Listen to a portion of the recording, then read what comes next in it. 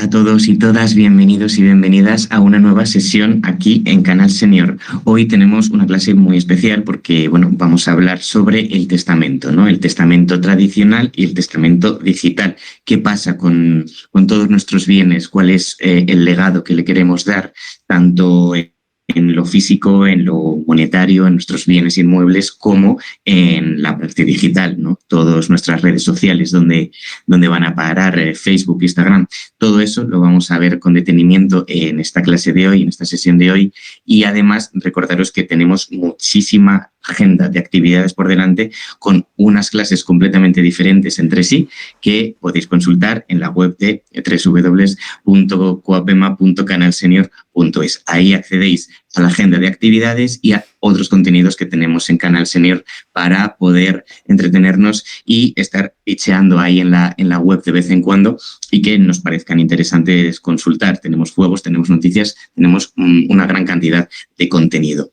Recordaros que todas las dudas que tengáis en esta sesión sobre testamento lo podéis consultar a través del chat. Todas las preguntas las resolverá luego nuestro ponente y podremos establecer ahí un diálogo para terminar de alguna forma redondeando la sesión. Así que sin más voy a presentar a José Pereira, que es el ponente de la clase de hoy y que nos va a contar, estoy seguro, con muchísimo detalle la clase a la perfección. Así que, José, ¿qué tal? ¿Cómo estás? Muy buenas tardes. Hola, buenas. ¿Qué tal?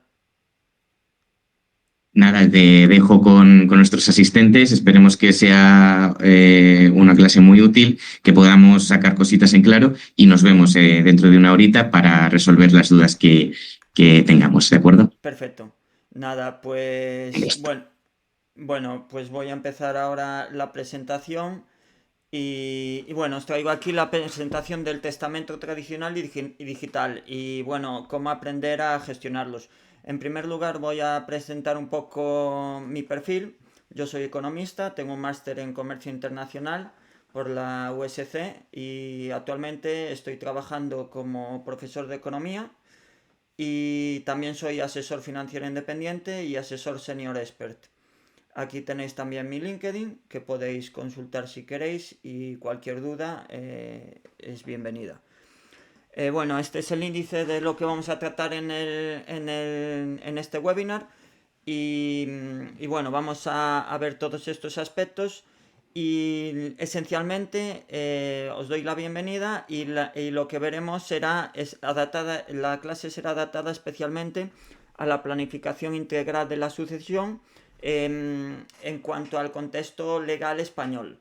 Veremos también algún punto en cuanto a otros países, pero estará inicialmente centrada en el contexto legislativo español y veremos tanto el testamento tradicional, la legítima, pactos sucesorios, alternativas al pacto sucesorio en las comunidades donde no lo hay, y el testamento digital, y en los que incluí, cuanto al testamento digital, incluí dos ejemplos explicativos de dos de las principales redes sociales, que son perdón, de plataformas, que son la plataforma de Google y la plataforma de Meta. La plataforma de Meta incluye Facebook, Instagram y WhatsApp. Y explicaré cómo se configura para establecer lo que pasa en cuanto nosotros fallezcamos. Eh, cómo se administra ese legado digital en estas redes sociales. Bueno, vamos a empezar con la primera diapositiva, que sería ¿por qué planificar la sucesión, en este caso en España? ¿Por qué? Porque en primer lugar es muy importante porque nos da una protección legal y de nuestro patrimonio y de nuestros bienes y derechos, asegurando que lo gestionen de acuerdo a nuestra voluntad. Es decir, evitando posibles problemas legales que pueden, y familiares también, o discusiones familiares que pueda haber después de nuestro fallecimiento. Esto nos da una nos garantiza que la voluntad de de lo que nosotros queramos que pase con nuestro patrimonio esté cumplida, y una tranquilidad de que no va a pasar otra cosa de la que nosotros establecemos, ¿vale? Entonces esto sería lo que nos garantiza, y nos evita también disputas innecesarias en la familia, nos da una paz familiar, una transición suave, y nos da también una tranquilidad en cuanto a conflictos legales y familiares. Eh, Esto también vamos a ver que es importante para planificar la sucesión incluir en el testamento tradicional la gestión o cómo se gestiona el legado digital, que lo hablaremos a continuación. El testamento tradicional. ¿Qué es el testamento tradicional? Es un documento legal fundamental que se define en todos nuestros bienes físicos y patrimoniales, desde nuestras propiedades hasta cuentas bancarias, deudas, fincas, bienes muebles, coches, barcos, cualquier tipo de bien que tengamos, y está regulado por el Código Civil español. ¿Y qué pasa? Lo que garantiza este testamento tradicional es que la validez y ejecución del documento, si se cumplen los requisitos que se establece para este tipo de testamento. Es legal cuando se regula, en este caso en España, este documento, y hay lo podemos hacer de diferentes tipos. Lo que recomiendo es el primer tipo, porque es un documento abierto, que es de acceso público. Nosotros vamos a un notario, redactamos el documento con el notario, recibimos un asesoramiento legal. Es bueno, antes de ir al notario, hacer un inventario de todos nuestros bienes. Entonces, testamento abierto, nos aseguramos que cumple la normativa, porque está asesorado y respaldado por un notario. Entonces, esto es lo que lo que en teoría sería lo ideal, lo aconsejable. Luego está el testamento, y es público y está inscrito en el notario. En el caso del fallecimiento se obtendrían, los herederos obtendrían este testamento que está en el notario que nosotros establezcamos. Vale. Y luego, la ventaja es que nos asegura una validez jurídica. Y la única desventaja que tiene, que es menos privado, porque puede cualquier persona en el notario acceder al documento. Luego está el cebado, que es privado hasta el fallecimiento. Esto tiene la principal ventaja, que es la privacidad, y la desventaja, que puede tener algún defecto formal que invalide el testamento. Entonces, bueno, puede ser aconsejable en cuanto a nosotros primemos la privacidad frente a otros aspectos. Pero no es aconsejable por el tema, si no tenemos claro que va a tener cumplir los requisitos legales. En este caso, si nos aseguramos que cumple los requisitos legales, no habría problema. Pero si no lo tenemos claro o tenemos dudas, es mejor hacerlo ante notario y que sea un testamento abierto. Luego está el hológrafo, que es un testamento que es escrito a puño y letra por el testador y firmado por él. Y este testamento, en principio, estaría guardado y se abriría en caso del fallecimiento.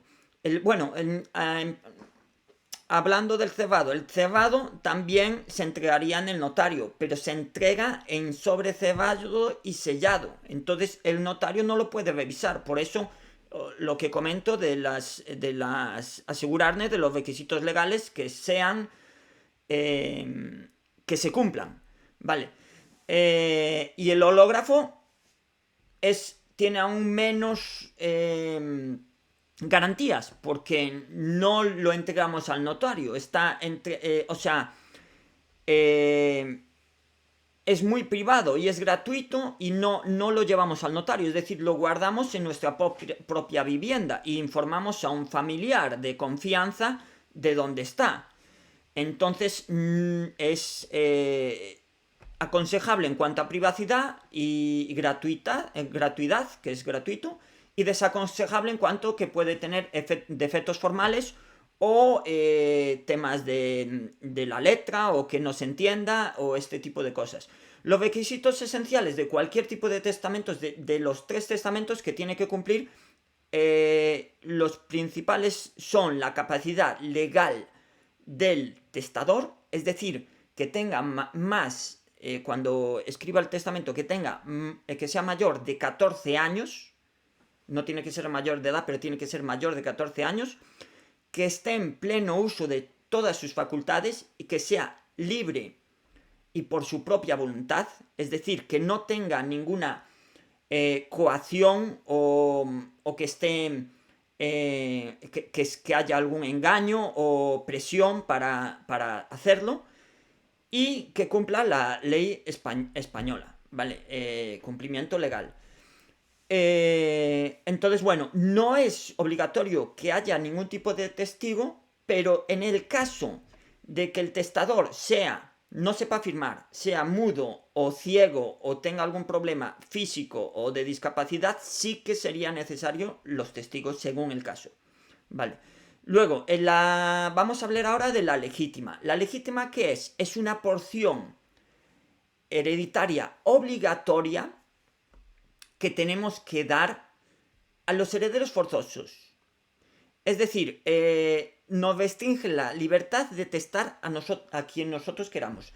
Tenemos una porción de nuestro patrimonio, de nuestra patrimonio que vamos a testar, es decir, de nuestra porción hereditaria, que se reserva obligatoriamente a los herederos forzosos. ¿Quiénes son los herederos forzosos? Principalmente en España son los descendientes, ascendientes y el cónyuge. Es decir, nuestros hijos, nuestros padres y nuestra pareja, nuestro cónyuge, ¿vale? Nuestro marido o nuestra mujer. En este caso, si hay descendientes, la legítima son 2/3 de la herencia. Es decir, 2/3 de la herencia tiene que ir a nuestros descendientes. Luego puede ir el otro tercio, que no es no es obligatorio que vaya a los descendientes, puede ir para una tercera persona. Y el otro tercio es el que comentaba, es de mejora. Se puede utilizar para favorecer a alguno de los hijos o nietos. También. Entonces, bueno, lo que es obligatorio es esos 2/3. De esos 2/3, 1/3 es la legítima estricta, ¿vale? Y otro tercio es de mejora, ¿vale? En este caso. Y el tercer tercio es el que podríamos designar a quien queramos. Esto es una cuantía variable, o sea, suele ser así, pero varía según la comunidad autónoma y según los herederos, ¿vale? Si no hay descendientes, pero sí descendientes, la legítima es la mitad de la herencia. O de 1/3 con el cónyuge viudo. Es decir, si tenemos cónyuge y este es viudo, serían 1/3, ¿vale? Esto nos limita la libertad al testar. Luego, en cuanto al cónyuge viudo, tiene derecho al usufructo. Por ejemplo, imaginaros que tenemos una vivienda en la que nosotros vivimos y al fallecer se la dejamos a nuestros hijos o nietos, o a uno de los hijos o a uno de los nietos. Si el si nuestro cónyuge no falleció antes que nosotros eh, y nosotros fallecimos, el cónyuge tendría el usufructo de esa vivienda. Vale. Y luego dentro de la legítima existe una mejora, es decir, un tercio de mejora, se suele llamar, o una mejora, que puede favorecer a legitimarios. ¿Qué significa esto?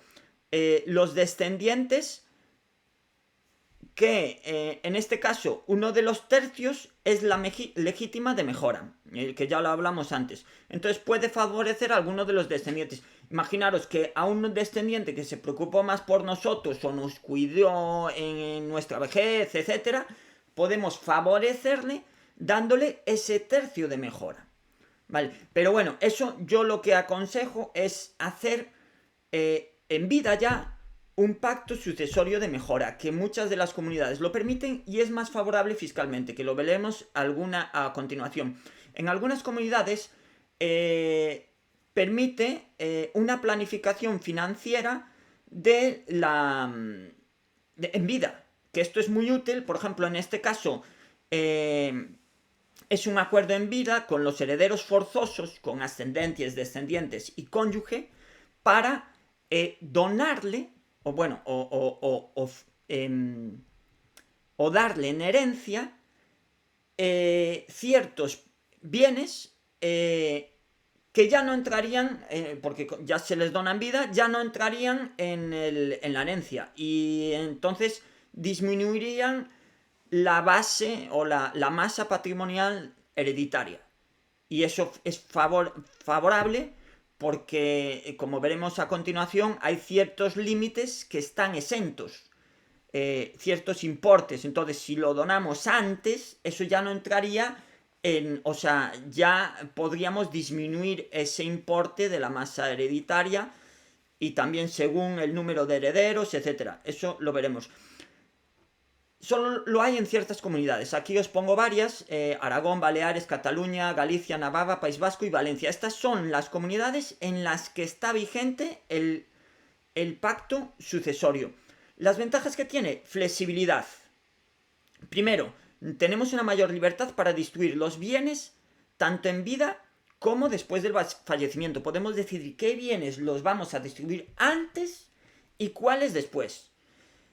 Si por ejemplo un hijo ya está usando un inmueble, un vehículo, cualquier tipo de bien, una finca, si ya le cedemos el usufructo o se lo cedemos en vida, podemos cederle también la propiedad, ¿vale? Con este pacto sucesorio. Entonces, bueno, evita conflictos, ya que al tener ya el acuerdo anticipado y ya distribuidos esos bienes, evitamos conflictos entre hermanos, entre primos, entre nuestro cónyuge, etc. Y tiene también ventajas fiscales por lo que comenté. ¿Por qué? Porque nosotros ya disminuimos esa masa patrimonial de la herencia. Un ejemplo práctico de un pacto sucesorio podría ser el siguiente. Una pareja tiene una empresa familiar y pactan con uno de sus hijos que éste reciba la empresa en herencia, ya que es quien está trabajando en ella, como vicepresidente, como secretario o está trabajando ya como CEO de la empresa. Entonces, para compensar a los demás hijos, como este va a recibir ya en herencia las acciones, el 100% de las acciones de la empresa, pues los otros, imaginaros que hay 3 hijos, los otros 2 hijos pues reciben X inmuebles, pues un inmueble o un dinero, y ya se les hace ese pacto en vida, es decir, antes de que se produzca el fallecimiento. Se hace el pacto sucesorio con estos 2 hijos que no van a recibir la empresa y el otro recibe la empresa. Y esto entraría también, habría un acuerdo con todos los hijos y se evitarían posibles conflictos, porque ya quedaría todo planificado antes del fallecimiento, ¿vale? Y podía ser al revés, hacer el pacto de mejora de las acciones de la empresa antes del fallecimiento, y los inmuebles y el patrimonio físico hacerlo durante, o sea, en la propia herencia tradicional. O sea, eso no habría, o sea, como se suele decir, el orden de los factores no altera el producto. Vamos a ver las alternativas al pacto sucesorio cuando vivimos en una comunidad de las que vimos aquí que no están vigente. ¿Cuáles alternativas hay? La primera, división de la herencia. ¿Por qué? Porque, como se suele decir, divide y vencerás. Si dividimos la herencia en varias porciones más pequeñas, vamos a tener cada heredero va a haber más posibilidades que no llegue al mínimo exento. O sea, que cumpla el mínimo exento. Que no supere, para decirlo de otra manera, el mínimo exento. Entonces, si no supera, imaginaros, lo vamos a ver según la comunidad porque varía. Imaginaros que son 100.000 euros y cada heredero hereda 95. Entonces no supera el mínimo exento, entonces tendría una ventaja fiscal en ese aspecto. Estaría exento de la tributación, o una tributación muy pequeña que sería igual el 1%. Lo que supere esos 100.000 tendría más tributación. La división de la herencia es una ventaja en ese aspecto. Y también las donaciones en vidas. ¿Por qué? Porque, por ejemplo, se puede donar a un hijo un inmueble en vida y en este caso tendríamos que tener en cuenta el impuesto sobre donaciones, que puede ser elevado y puede haber una colación. O sea, esto hay que tener mucho cuidado con ello, porque hay el impuesto de sucesiones y donaciones. También existe para las donaciones. Se puede también hacer una compraventa. También en este caso tendríamos que tributar por el beneficio patrimonial de esa compraventa, los beneficios patrimoniales obtenidos. Y en este caso, la posible colación es que el bien donado se tiene en cuenta para calcular la legítima y equilibrar las porciones hereditarias. Es decir, la colación significa que ese elemento, aunque lo donemos, tenemos que tener en cuenta eso para la legítima. Es decir, el patrimonio total nuestro, tenemos que tener en cuenta las donaciones en vidas para el cálculo, se tiene en cuenta para el cálculo de la legítima, que hablamos en la diapositiva anterior. Luego, en cuanto a las capitalizaciones matrimoniales, esto es aconsejable si estamos casados o casadas, si tenemos un cónyuge. Tener un régimen es diferente si tenemos un régimen de gananciales, que el 50% de cada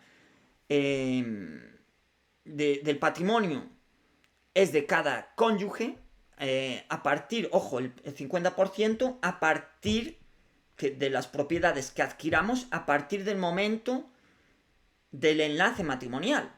Antes no, antes sería privativo. Entonces, si hacemos una cláusula, una capitalización matrimonial ante notario, una vez contraemos matrimonio, o posteriormente, no habría problema también por hacerlo posteriormente, tendríamos separación, o sea, podríamos modificar el régimen a separación de bienes, es decir, que cada bien adquirido por cada uno de los cónyuges sea privativo de él. Entonces, tiene implicaciones también en cuanto a la herencia. Sería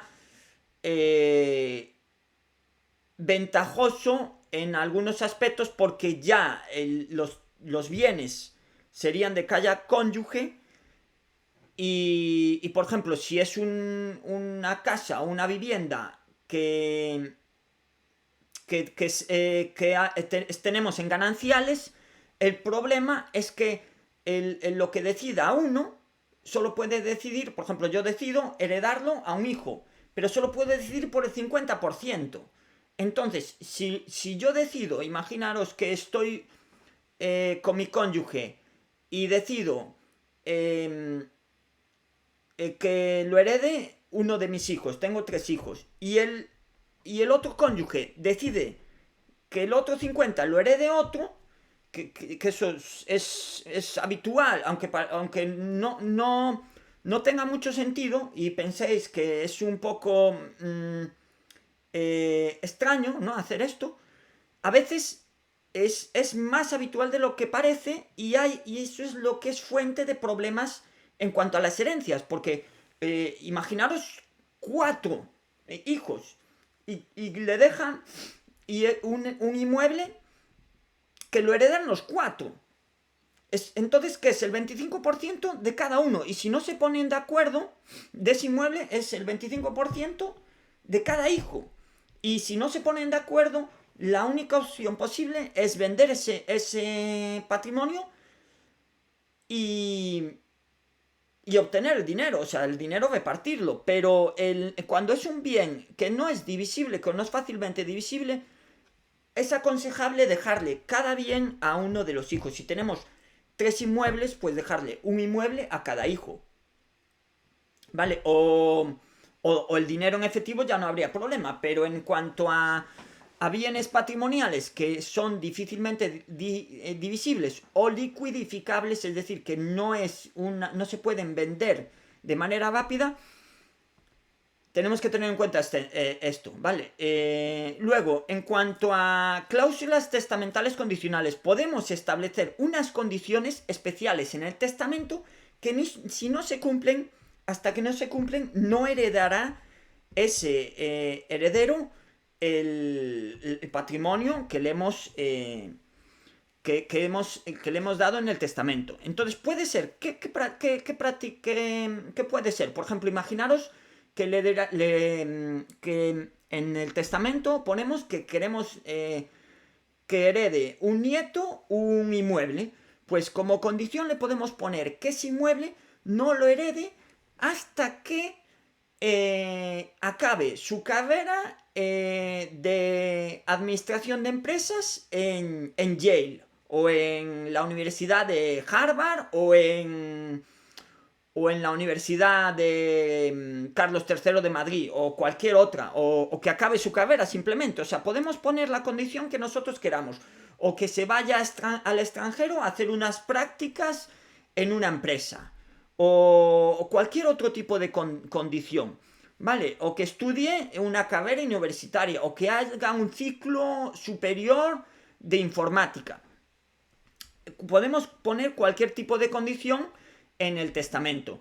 Luego, en cuanto a planes de pensiones y seguro de vida, los planes de pensiones podemos rescatarlos en vida o si los rescatamos todos juntos va a ser un golpe fiscal importante porque van a tributar al tipo máximo del patrimonio. O sea, el año que lo rescatemos vamos a tributar un importe grande en cuanto a tributación.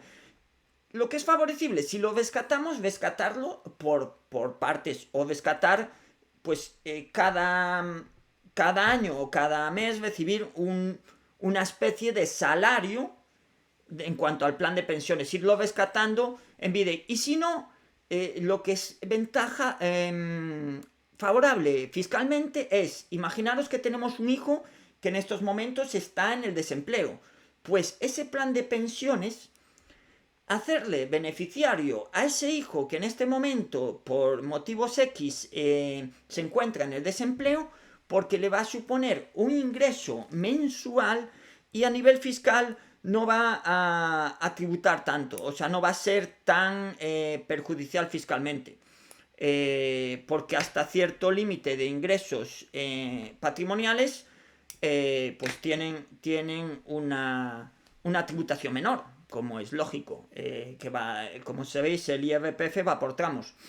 Entonces, su único ingreso sería ese plan de pensiones. Luego, en cuanto a seguros, lo mismo. Los seguros es una herramienta muy útil que se puede contratar un seguro de vida antes del fallecimiento y designar a los herederos como beneficiarios. Entonces los herederos serían beneficiarios de ese seguro de vida. Y, por ejemplo, si por ejemplo, tiene un tratamiento favorable. ¿Por qué? Porque en el impuesto de sucesiones se puede contratar un seguro de vida y designar a un hijo como beneficiario. O sea, que recibirá ese capital del seguro de vida con una fiscalidad ventajosa y complementa además la herencia. O sea, es importante informar también a todos los herederos o hijos los seguros de vida que tenemos contratados y con qué entidad, para luego, pues igual que cuentas bancarias, patrimonio, etcétera, tener un inventario y es aconsejable comunicárselo a los herederos, porque es bueno que tengan esa información para luego, en el momento de fallecimiento, saber cómo proceder y evitar malentendidos, o que, por ejemplo, haya un contrato de un seguro o de un producto financiero que ellos no sepan y que no sepan reclamar después, que eso tiene sus trámites. Vamos a ver ahora el testamento digital o legado online. Esto que es importante porque ahora mismo cada vez hay más activos digitales y tiene su importancia. Aparte de las redes sociales, cuentas de correo, cuentas de plataforma en la nube, cuentas online, pues de Google, de Yahoo, de Microsoft, etcétera. Y también otras plataformas online de otro tipo, de banco online o brokers online, carteras con criptomonedas, importante, ahora con el creciente mundo de las criptomonedas es importante esto, y NFTs, que son non-fungible tokens, que son tokens no... O sea, tokens que no fungible, no... bueno, sería non-fungible tokens, serían tokens de arte digital, se suele llamar así, o activos digitales. Y esto tiene una importancia creciente. ¿Cómo debemos hacer esto? Porque estos activos digitales tienen tanto un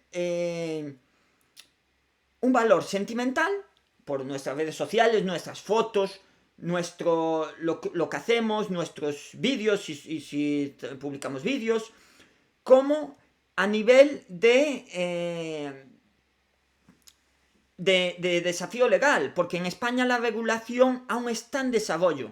Entonces, y también por el tema de la privacidad y protección de los datos. Entonces, ¿cómo tenemos que abordar esto? Muy importante. Tenemos primero hacer un inventario detallado. Ya empezar también a hacer un inventario de todas nuestras cuentas a nivel de redes sociales, cuentas de correo, plataformas online, y es importante tener un gestor de contraseñas, porque tener todas las contraseñas en un gestor y con una contraseña maestra va a facilitar mucho el trabajo de pasarlas luego nuestro legado a otra persona. Entonces, importante, primero, hacer un inventario detallado, documentar todas las cuentas, accesos, etcétera, cuentas de correo, contraseñas, todo.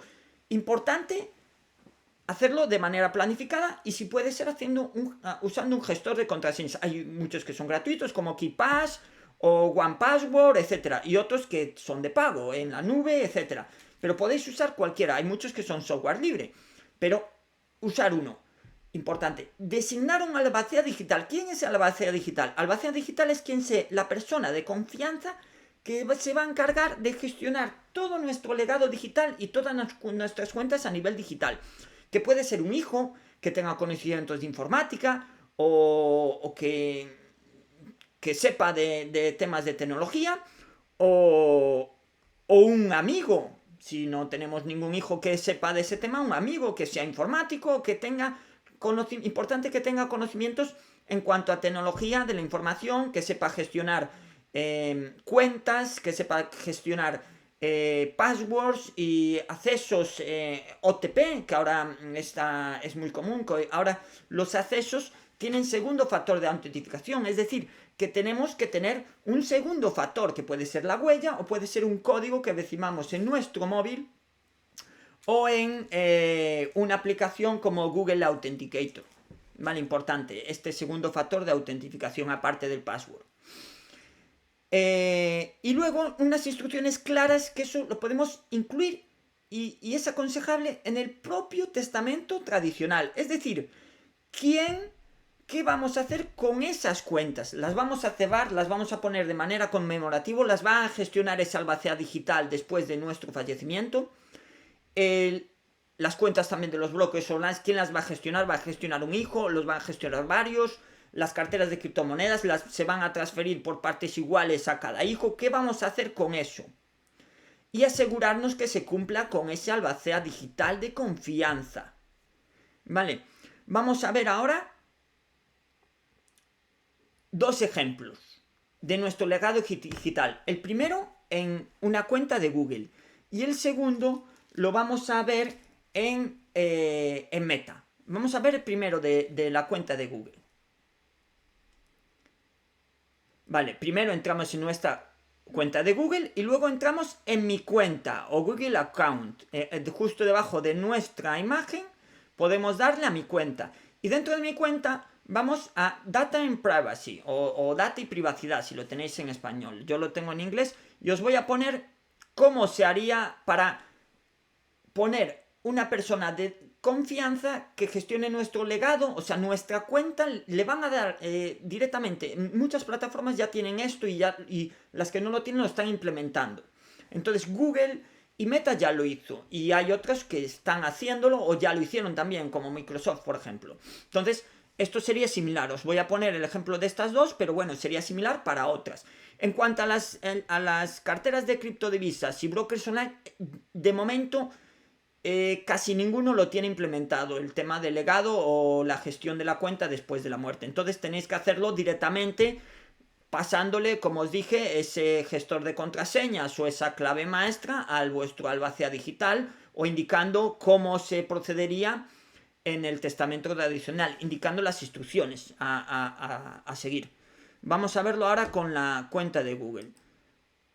Se le daría ahí. Luego vamos hacia abajo.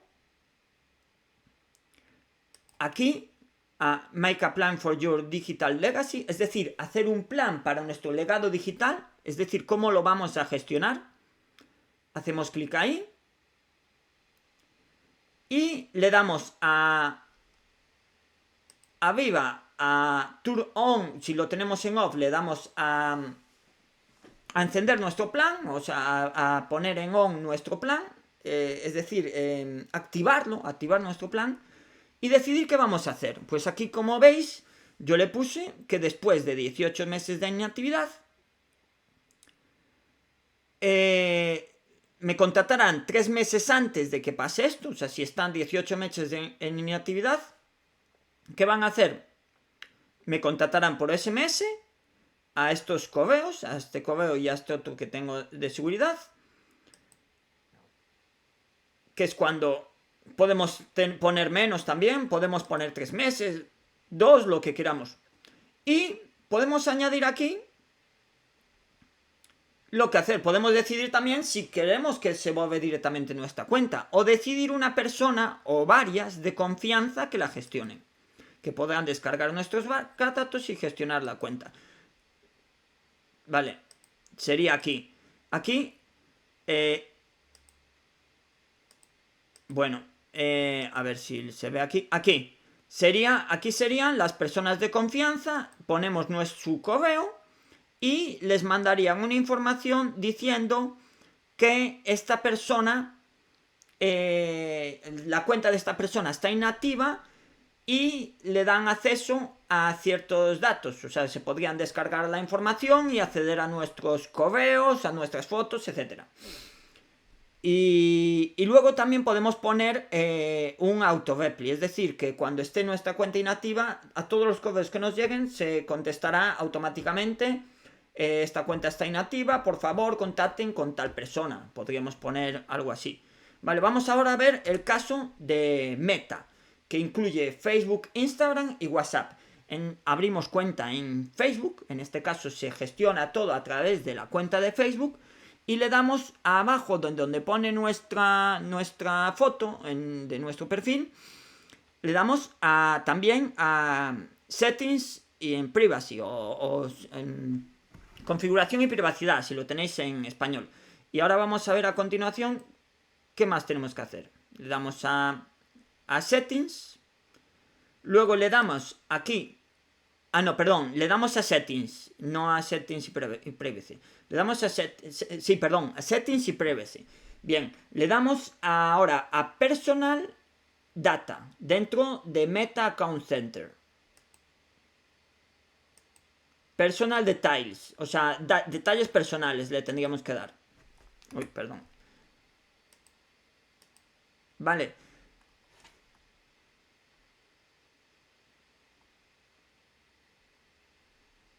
Y luego le damos de nuevo a nuestros detalles personales, y luego le damos, bueno, a Account Ownership and Control, que sería la propiedad y control de nuestra cuenta. Es decir, que lo que vamos a hacer ahora es gestionar qué pasa cuando fallezcamos, es decir, nuestro contacto delegado y qué pasa con nuestros datos. Entonces le damos ahí y vamos a decidir si la ponemos en tipo memorial, es decir, un memorial que incluya que todos nuestros posts y nuestras fotos, etcétera, o desactivarla o borrarla. Vale, entonces le damos a lo que queramos. En este caso yo le di a memorial, le damos a la cuenta y le damos a Memorialize Account, o sea, y le damos aquí, le tenemos que poner el amigo. En este caso tiene que estar, no vale un correo, tiene que ser un amigo, una persona de contacto, puede ser un familiar que tengamos en Facebook, ¿vale? Entonces, bueno, le damos a cualquiera de los que queramos y estaría ya listo. Vale.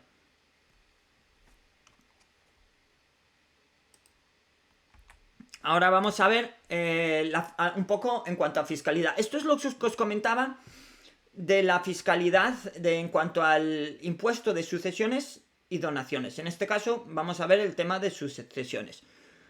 Como veis, aquí está el ranking de las comunidades autónomas con mayor bonificación y con las menores, o sea, las más perjudiciales para heredar, ¿no? Por decirlo así, o las que pagamos más por la herencia, o más bien pagan nuestros herederos, las que más van a pagar nuestros herederos por la herencia, o las que van a pagar menos.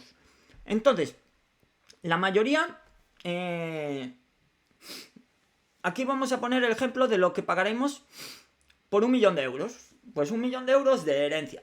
Tenemos 5 inmuebles, 2 barcos y varias fincas o lo que sea. Pues 1 millón de euros en inmuebles no es una cifra tan elevada para una familia, ¿no? Entonces, bueno, en este caso la mayor bonificada, la comunidad con mayor porcentaje de bonificación es Madrid, de seguida de Andalucía, Canarias, Murcia, Extremadura, Castilla y León, Cantabria hasta 300.000 euros, tiene el 100%, y bueno, La Rioja, etcétera. La Rioja hasta 1 millón Galicia hasta 1 millón de euros, el 99%. Aragón ya el 65% solo, Valencia el 79%. Esto ya depende un poco de las reducciones, el régimen foral. Luego en Asturias no hay bonificación general y en Castilla-La Mancha y Cataluña tampoco. En este caso, cuando pone sin bonificación general o bonificación limitadas, lo que hay es unas bonificaciones en el caso de que nuestros herederos sean discapacitados. Eso sí, la mayoría de las comunidades lo tienen, incluso las que no tienen bonificaciones. Pero bueno, si tenéis alguna duda específica de alguna comunidad o de algún caso específico, escribirlo en el chat y os contesto al final. Vale. Esto es, como os digo, lo podéis revisar en la presentación, es el ejemplo para 1.000.000 de euros, os lo podía hacer para 100.000, para 300.000, para lo que sea, pero bueno, le puse 1.000.000 para poner una cifra redonda. Y bueno, aquí lo podéis ver. Entonces, bueno, ¿qué pasa? Ahora os entrará la duda. ¿Es conveniente trasladarse a otra comunidad para que nuestros herederos paguen menos al heredar? Pues depende. Depende, como os digo, depende de nuestro patrimonio. Si por ejemplo vivimos en Cataluña y tenemos 10 millones de euros, claro está que nos compense con creces irnos a Madrid. De Barcelona a Madrid, además tenemos el puente aéreo, AVE, de todo. O sea, que no hay problema ninguno para hacer ese cambio. Si tenemos 100.000 euros, claro que no nos compensa. O sea, depende de la situación. Hay que valorar cada caso y hacerlo, planificarlo con tiempo, porque muchas comunidades piden el empadronamiento durante los 2 años antes que tienes que estar en esa comunidad, antes del fallecimiento me refiero. Otras piden 5 años antes, entonces hay que planificarlo anticipadamente. No podemos decidirlo, estamos enfermos o estamos en el hospital y decidirlo en ese momento. Tenemos que planificarlo con X años de antelación según la comunidad. O sea, esto cambia, son 17 comunidades y 17 normas diferentes. O sea, cada comunidad tiene su normativa. Este país no es homogéneo en cuanto a legislación. Cada comunidad tiene las competencias de fiscalidad hereditaria transferidas a su comunidad. Entonces es diferente. Tenemos que consultar la normativa de cada comunidad. Y luego vamos a ver la fiscalidad en el mundo. En el caso de grandes patrimonios, nos puede compensar cambiar nuestra residencia fiscal a otro país. Y ahora os pongo los países más favorables en cuanto a la fiscalidad. En cuanto a los paraísos fiscales que normalmente reconocidos o que no suelen gravar la fiscalidad en cuanto a activos digitales o fiscalidad de las herencias son los que veis aquí abajo, ya lo puse en asteriscos: Bahamas, Bermudas, Islas Caimán, Islas Vírgenes, tanto Islas Vírgenes Británicas como de Estados Unidos, Emiratos Árabes Unidos, Brunei, Guernsey, Jersey, Gibraltar, etc. Andorra también, bueno, cierta fiscalidad. Habría que analizar cada caso en detalle. O sea, y luego Australia, Canadá, Nueva Zelanda, Hong Kong, Singapur, Mónaco, Suiza, según los cantones también habría que mirarlo. Y España según la comunidad y también según el mínimo que está bonificado. O sea, que sería hasta cierto límite de patrimonio. O sea, que la bonificación es hasta un cierto límite en algunas comunidades. Habría que también ver cada caso particular, no se puede generalizar. Importante, la planificación fiscal sucesoria, tanto para activos digitales como en cuanto a activos digitales, importante saber que la ganancia o pérdida patrimonial de nuestros, por ejemplo, si tenemos criptomonedas, se produce en el momento de la venta, es decir, de traspasar o sea, de la compra-venta de criptomonedas. Si nosotros damos en herencia una wallet o una cartera con activos con varias criptomonedas y están esas criptomonedas en la wallet, el heredero fiscalmente no tendría que hacerse cargo de las ganancias, o sea, tributar por las ganancias patrimoniales hasta que venda esas criptomonedas. Eso pasa exactamente igual si nosotros damos en herencia acciones de una empresa. tanto sea una empresa familiar o sea un portfolio de empresas que tenemos invertido pues en el mercado español, el Inditex, Telefónica, Santander, Naturgy y Endesa o cualquier otras. O en el mercado americano, Tesla, Nvidia, cualquier otra empresa. O sea, cualquier tipo de empresa que nosotros demos en herencia, no tendrá que tributar nuestro heredero hasta que deshaga esa posición. O sea, se transferiría, es como transferir la transferencia de un plan de pensiones, se transfiere la titularidad, pero no tributa hasta que tengamos la ganancia patrimonial o pérdida patrimonial. También puede ser pérdida. O sea, no tendría por qué ser ganancia según la evolución del activo, claro. Vale, entonces bueno, en cuanto a la planificación fiscal, los instrumentos que tenemos disponibles hoy en día son los siguientes. Lo primero sería hacerlo a través de una entidad. ¿Cómo lo hacemos? Pues lo primero es heredar, en vez de heredamos directamente, en lugar de heredar directamente los bienes inmuebles, imaginamos tenemos una empresa familiar que tiene diferentes naves industriales, oficinas, inmuebles, etcétera, o una empresa patrimonial que se dedica a la tenencia de bienes inmuebles para su alquiler, tanto por temporada como por dar larga duración. Entonces nosotros transferimos a los herederos las participaciones de esa empresa familiar, no transmitimos ese bien inmueble. Entonces evitamos el que se vuelva a registrar esa propiedad en el registro de la propiedad, el impuesto sobre transmisiones patrimoniales y actos jurídicos documentados, y otro tipo de impuestos que nos evita el tener que la compraventa, o sea, la compraventa no, el traspaso de esa propiedad a otra persona, porque nosotros lo que traspasamos, la propiedad de ese bien inmueble es de la empresa, o de la fundación, o del trust, no de la persona. Entonces, el propietario de ese patrimonio es una persona jurídica, que es una entidad. Entonces, esto tiene esas ventajas. ¿Vale? Se aportan a esa sociedad, a esa empresa familiar o a esa empresa patrimonial o a esa fundación, a ese trust, las propiedades que queremos transmitir, y simplemente nosotros lo que haríamos sería transmitir las participaciones en lugar de transmitir los bienes.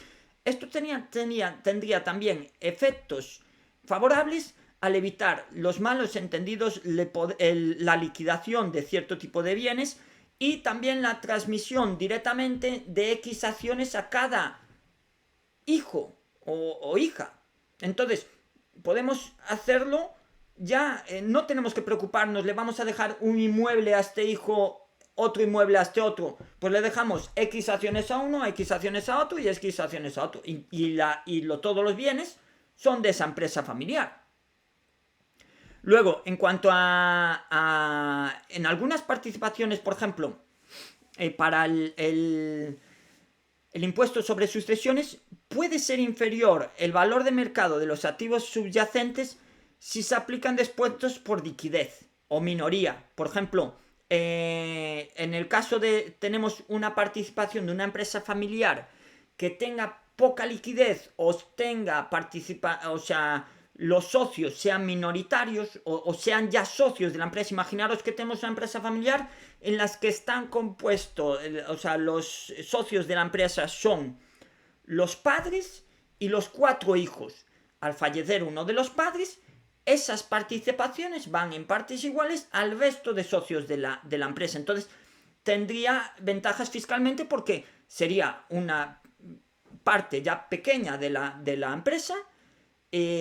Sería también conveniente ir aumentando la participación de los hijos en vida de la empresa, la participación tanto en acciones como la participación en la gestión de la empresa, para que ya tengan esa responsabilidad. Bueno, y luego, la bonificación o deducción, hay bonificaciones autonómicas también para la transmisión de empresas familiares. Hay ventajas fiscales para creación de empresas familiares. O sea, hay muchísimas ventajas de emprendimiento, ayudas a emprendedores, a empresas, a gestión de empresa familiar, a transmisión de empresas familiares, ya sea a los propios herederos o el traspaso de esa empresa familiar a otra familia, en el caso de que no tengamos herederos o hijos. Entonces, bueno, esto tendría bastantes ventajas, sobre todo el tema de la empresa familiar, ¿vale? Entonces eso, si tenéis dudas sobre eso, hacérmelas después. Luego, en cuanto a la planificación y gestión gradual, es importante gestionarlo de manera gradual porque a lo largo del tiempo, mediante donaciones, lo que os comenté, donaciones en vida de las participaciones, porque si son donaciones o sea, de una cuantía no muy grande, va a deducir la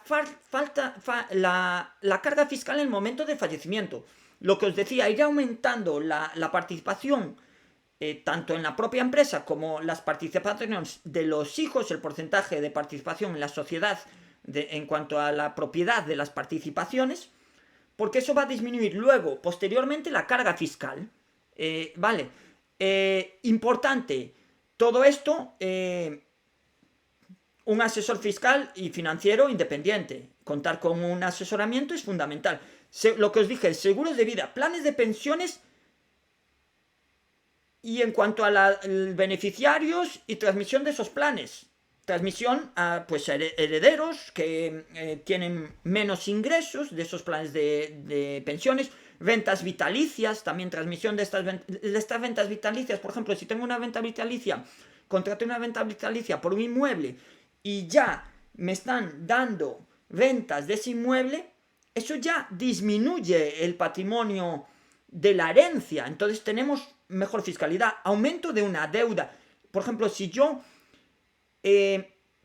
la masa patrimonial es el conjunto del patrimonio restándole todas las cargas y deudas que tengamos. Si yo, por ejemplo, tengo un patrimonio de 1.000.000 de euros, pero tengo deudas por valor de 900.000 euros, el patrimonio neto sería 100.000 euros. Y entonces yo puedo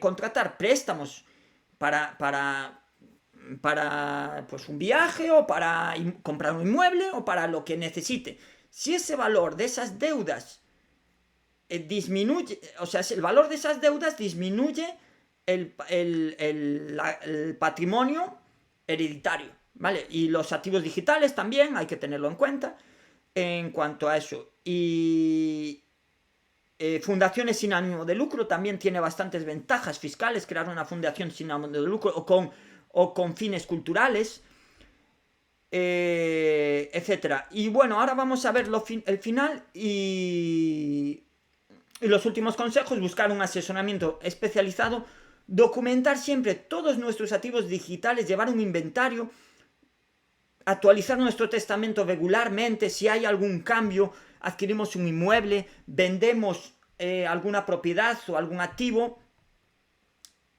actualizarlo regularmente, cada vez que haya algún cambio, actualizarlo.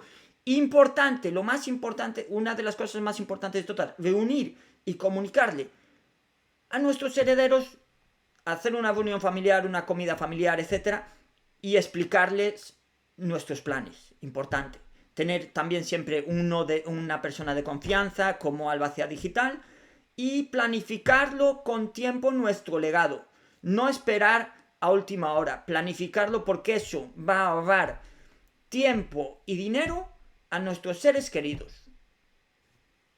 Bueno, en principio esto ya es el final y bueno, no sé si tenéis alguna pregunta.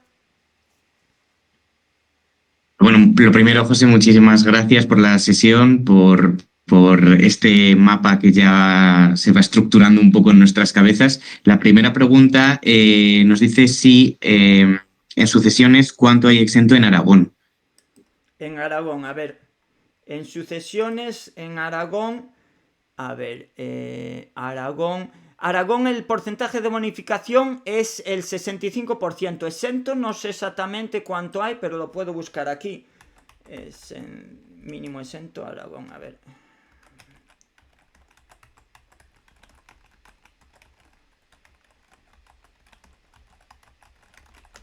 A ver si me aparece.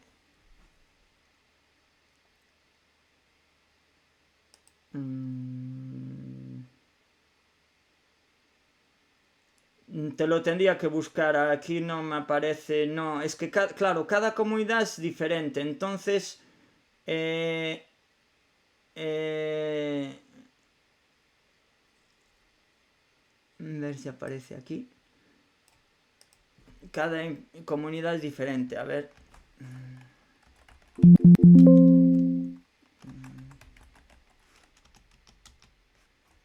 No, aquí no aparece, aquí no está. Pues no te lo puedo decir en estos momentos, pero bueno, si queréis os lo mando, os lo consulto y lo mando.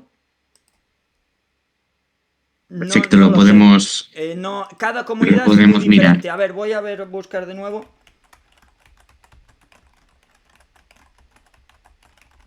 Mientras te voy lanzando otra pregunta que nos Vale. está llegando para ir ahorrando el tiempo. Luisa está preguntando si es posible revocar un testamento digital. A ver, el testamento digital, si es posible revocarlo. Sí, a ver, como dije anteriormente, Sí, tú no vas a poder, bueno, aquí tenéis varios recursos. Tú no vas a poder revocar el testamento digital, porque el testamento digital simplemente lo que, o sea, si que te refieres a modificar el contacto, por ejemplo, el testamento digital realmente lo que es un añadido al testamento tradicional. Entonces tú no lo vas a poder revocar, lo que lo vas a poder es actualizar, lo que lo vas a poder es cambiar la persona que se va a hacer cargo de tus activos digitales. O sea, revocar una vez lo incluyes en el testamento, lo puedes eliminar del testamento también, pero no es aconsejable.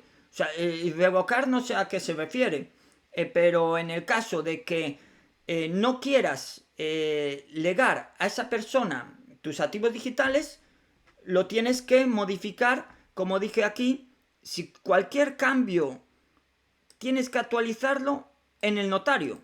O sea, el testamento tradicional tiene una cláusula que indica las instrucciones que tú quieres para el testamento digital. Entonces, si tú quieres revocar tu testamento digital, la palabra revocar no sería modificar. Lo tienes que hacer en el propio notario cuando haces la modificación de testamento. Igual que cuando lo modificas, cuando hay algún cambio patrimonial, lo que dije antes. Si compro un inmueble o aumenta un inmueble o cualquier otro tipo de activo y cambia el patrimonio, tengo que incluirlo en el testamento, o sea, actualizarlo.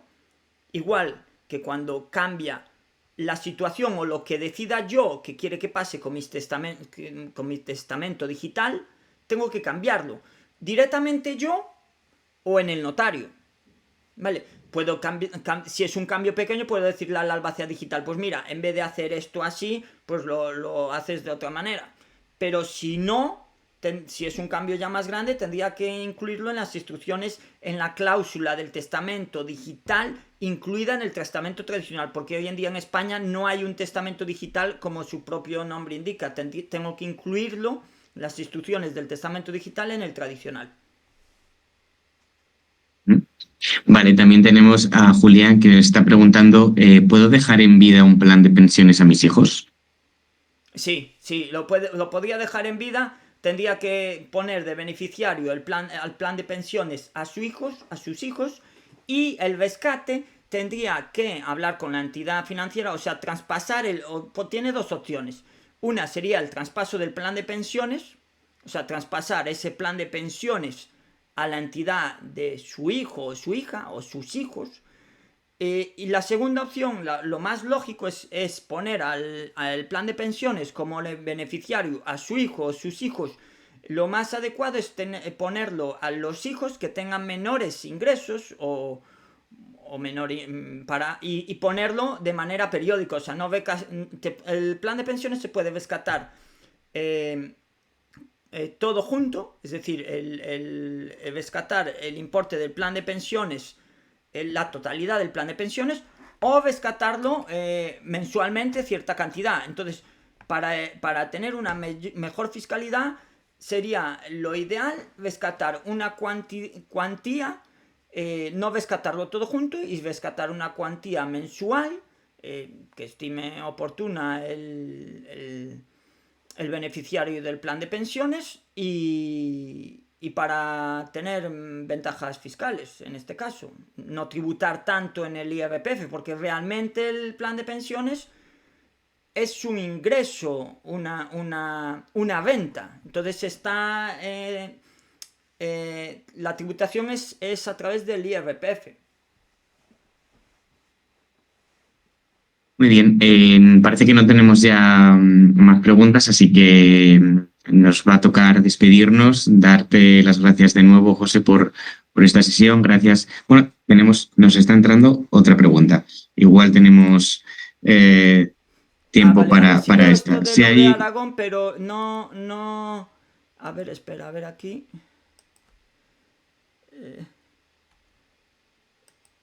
No. No. Mira, aquí está. En las herencias, cuando el grado de parentesco sea entre descendientes, ascendientes o cónyuges, las herencias con cuantía inferior no tienen a 400.000 no tienen obligación de pagar impuestos. En cuanto a... en este caso, en Vizcaya. Vale, sería eso. Vale, estupendo, te voy tarifático en las herencias leyendo. cuando el parentesco inferior, cuantía superior a 400.000 se aplicará un tipo de impositivo de 1,5%. Vale, sería 400.000, que preguntaba en la anterior pregunta. Tenemos también otra pregunta de María de la Paloma, que nos está preguntando, como un supuesto, ¿no? Si hay dos hijas nacidas del matrimonio y a una de ellas se la deja heredera única y universal y administradora única, a la otra hija la legítima estricta y como legatarios una vivienda a dos nietos de una de las dos hijas, ya que la otra, la heredera, no tiene hijos. Se ha comentado que corresponde a cada hijo 2/3 y 1/3 es legítima de mejora. ¿Qué porcentaje le quedaría a la otra hija como la legítima estricta? Vale, en cuanto a... ¿me comentas que son cuántas hijas?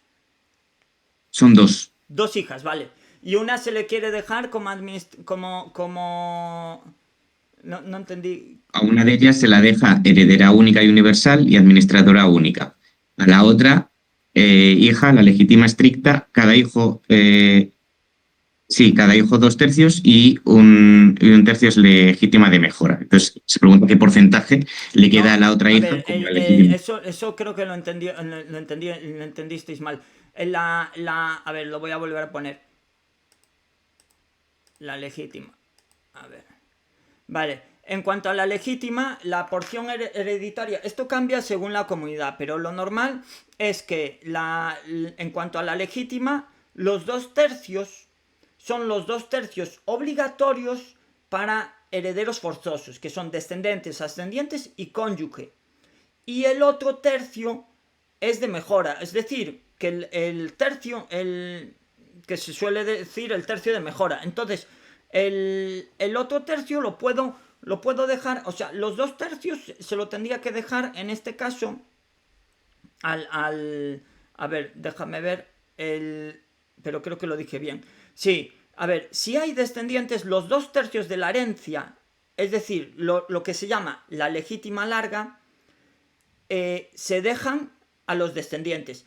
Y la legítima estricta que es la que se debe repartir de esos 2 tercios, 1 tercio solo sería la legítima estricta. Es decir, que a la hija, que por ejemplo, que le quiere dejar, una de las hijas quiere dejarle solo un inmueble o lo que corresponda, bueno, y una quiere dejarla de administradura única, pues a la hija esa que quiere dejarla de administradura única le podría dejar 2 tercios del patrimonio de la herencia. Pero tampoco tiene mucho sentido si lo puede planificar a través, por ejemplo, en vida. O sea, si lo planifica antes, pues ya tampoco tendría esa obligación legal.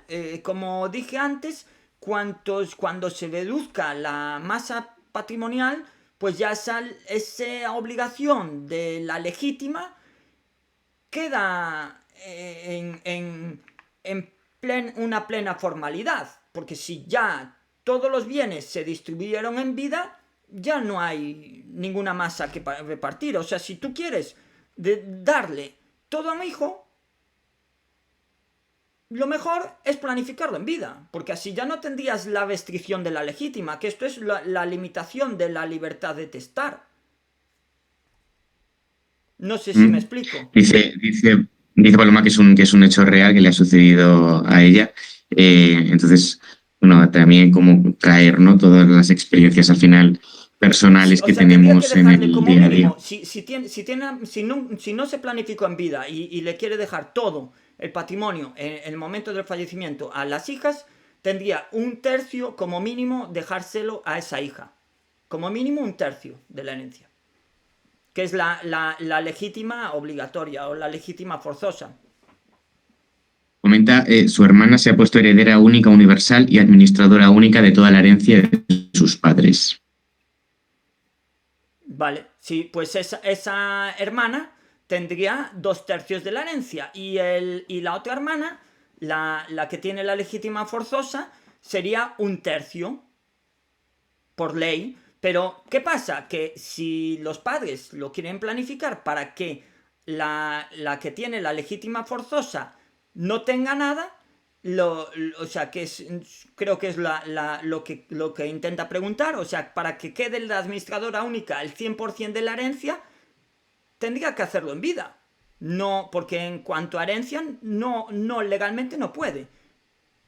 Sí, comenta que lo hizo en vida 11 meses antes de fallecer.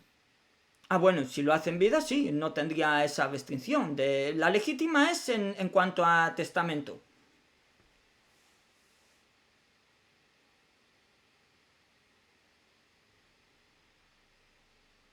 Te perdí, ahora no te escuché. A ver, espera un momentito.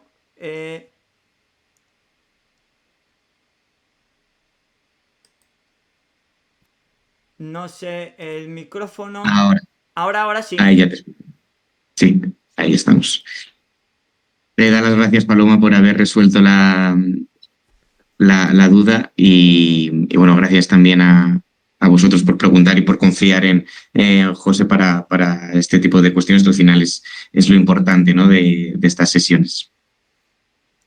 Gracias a todos, nos vamos a despedir. Gracias por vuestras preguntas, por vuestras cuestiones, por vuestra participación y recordaros que al final de ahora de la sesión, en cuanto terminemos, se enviará un correo con la presentación para que lo podáis descargar y tenerla a mano y poder consultar todas las cosas que hemos estado hablando esta tarde. José, muchísimas gracias. Gracias a vosotros.